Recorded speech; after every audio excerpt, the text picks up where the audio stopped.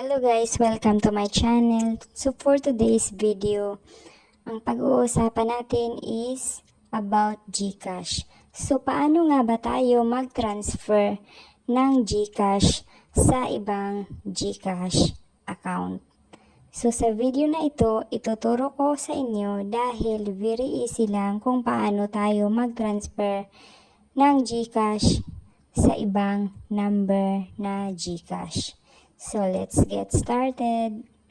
Unang nyo lang gawin is i-open nyo ang inyong GCash app. Then, i-click itong send. Then, i-click ang express send. Then, dito, i-type nyo lang dito ang number sa number ng GCash kung saan ninyo isi-send. So, make it sure lang na tama ang number na inyong ita-type dito.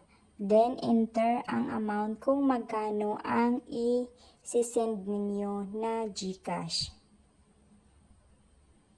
Then, pagkatapos, i-click ang next. At i-click, i-check ang I confirm that the details are correct. Then, i-click ang send 90 na amount.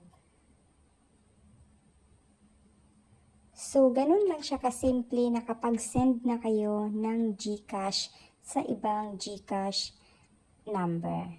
So, salamat sa panonood. Huwag mong kalimutan i-like and subscribe.